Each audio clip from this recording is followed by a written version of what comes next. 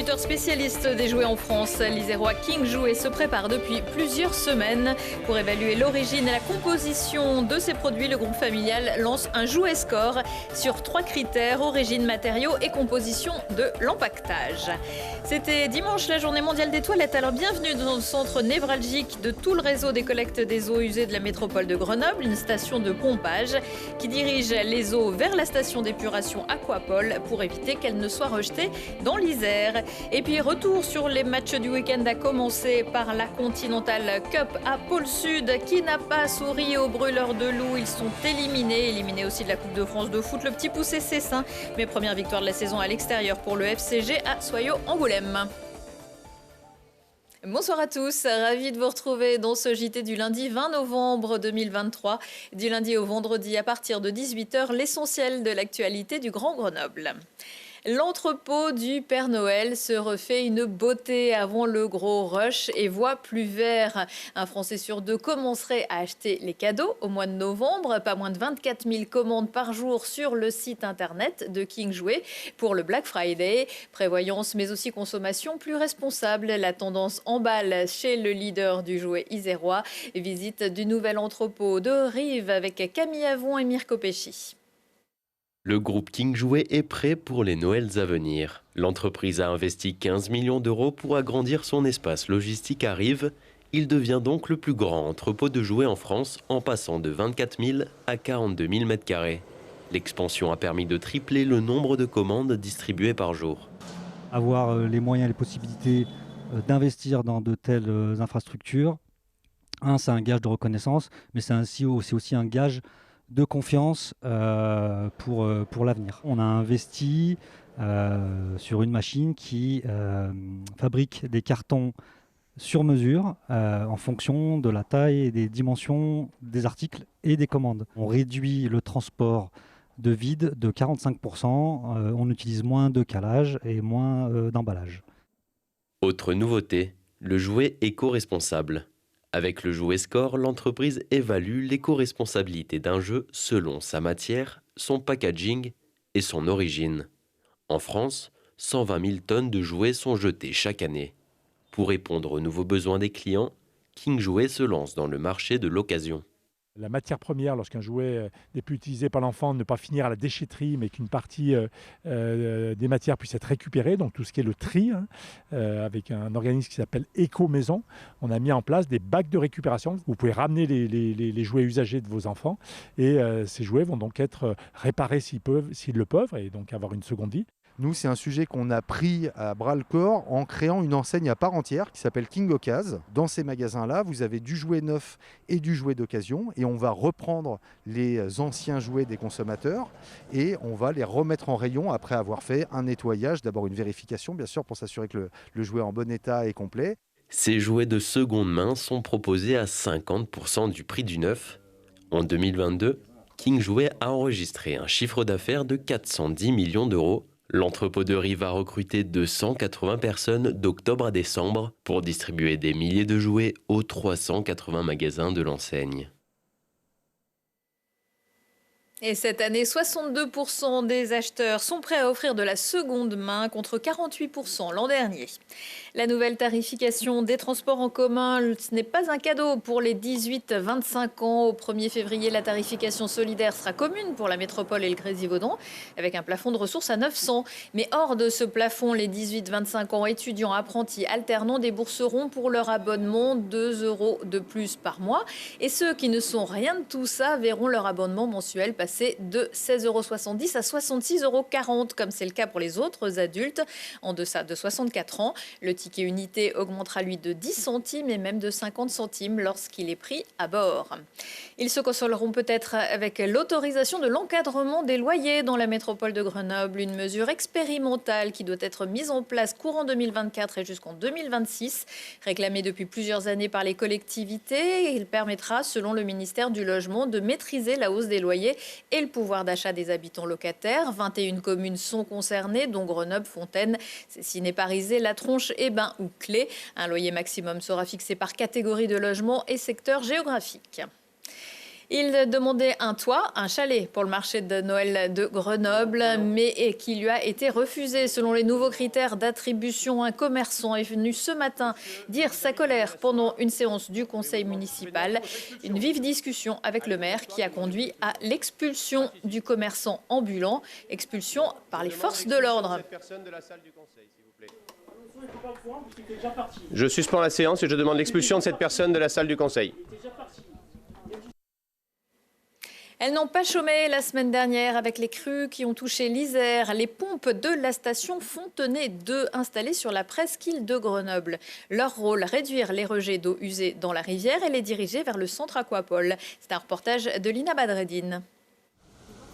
Sans cette station de pompage, une grande partie des eaux usées de la métropole seraient renvoyées dans l'Isère.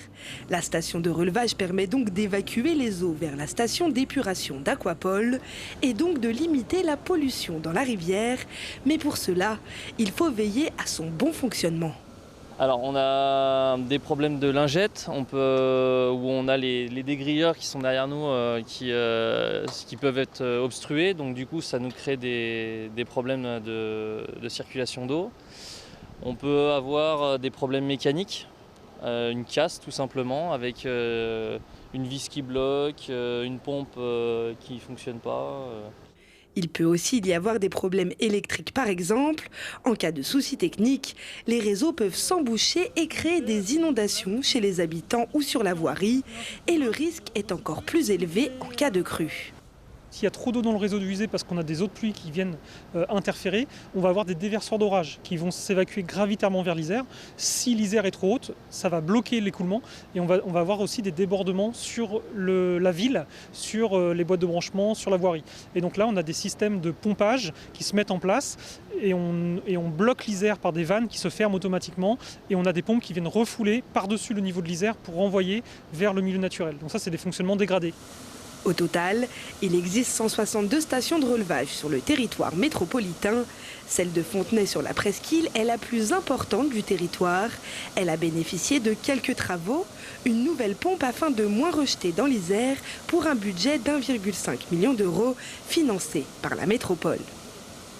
Pour limiter les risques de débordement par temps de pluie, c'est-à-dire pour éviter qu'on renvoie des eaux usées diluées avec de l'eau de pluie sur les épisodes de pluie. Donc on est en capacité de pomper plus d'eau vers Aquapole et donc on en enverra moins par temps de pluie en mode dégradé vers l'Isère. Donc ça c'est la première partie de l'investissement sur ce qu'on appelle la protection du milieu naturel.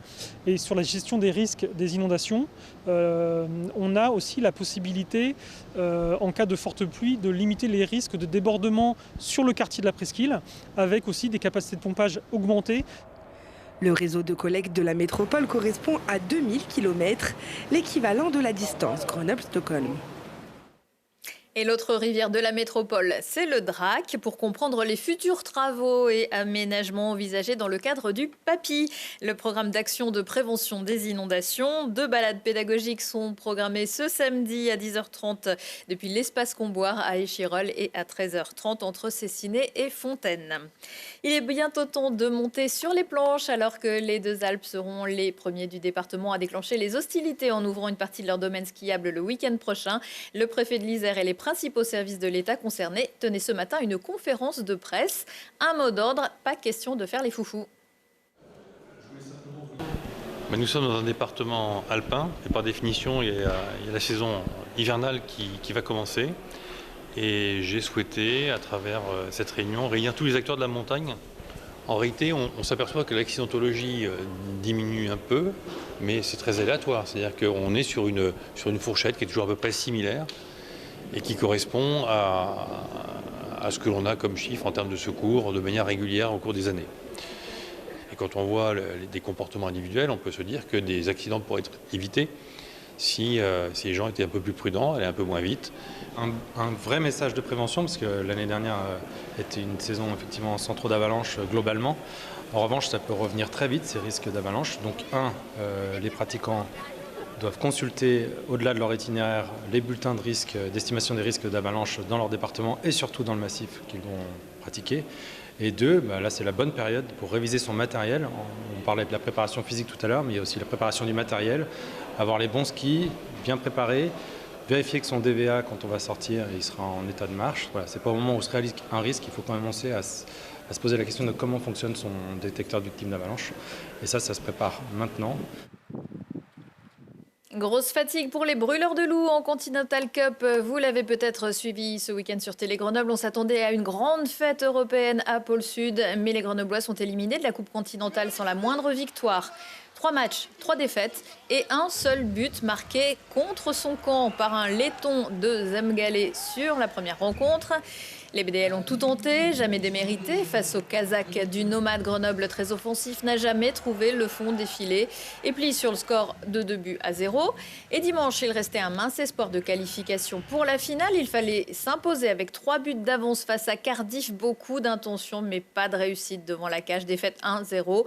Beaucoup de frustration. En fin de match, écoutez la réaction recueillie en baissée de rideau de l'attaquant et assistant capitaine Nicolas Deschamps.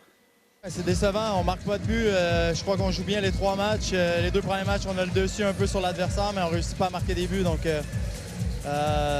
c'est compliqué, c'est dur pour le moral. C'est frustrant, c'est écœurant même de shooter autant, de mériter autant en fait.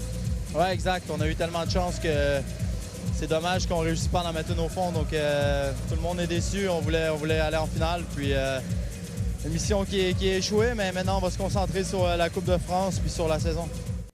Et dans le reste de l'actualité sportive, on retient la défaite avec les honneurs de Cessin, petite équipe du district au 7e tour de la Coupe de France de foot. C'est le Puy-en-Velay qui s'est imposé 2-0 au Stade des Alpes. Et puis le FCG remporte sa première victoire à l'extérieur de la saison 28-15 à Angoulême. Les Grenoblois remontent à la 12e place de Pro D2. Quelques idées de sortie au théâtre 145 à Grenoble avec Olivier Masson. Doit-il mourir? Alité dans un CHU, Olivier Masson vit depuis 6 ans dans un état végétatif. Son épouse soutient la procédure médicale qui permettrait de ne plus le maintenir en vie artificiellement. Sa mère, non. Sous la forme d'un procès fictionnel, la pièce qui s'inspire librement de l'affaire Lambert pose la question de l'euthanasie en rendant au réel toute sa complexité. Comment échapper à son destin d'épouse dévouée et à sa classe sociale? La solution assez radicale, vous la découvrirez mardi et mercredi à la MC de Grenoble dans Elena, Nécessité fait loi. S'inspirant du cinéma de Chantal Akerman, la metteuse en scène Myriam Müller, figure montante de la scène luxembourgeoise, dissèque de manière implacable les ressorts d'un monde impitoyable. L'équipe artistique invite les spectateurs à échanger à l'issue de la représentation. La librairie Le Square à Grenoble organise mardi une rencontre avec Eric Reinhardt pour son livre « Sarah, Suzanne et l'écrivain », un ouvrage jusqu'au dernier moment sur la liste du prix Goncourt. L'auteur de L'amour et les forêts, Cendrillon ou le système Victoria connaît bien Grenoble pour avoir à de nombreuses reprises participé au printemps du livre. Un retour de l'actu dans 1 heure et en replay sur télégrenoble.net. Excellente soirée à tous.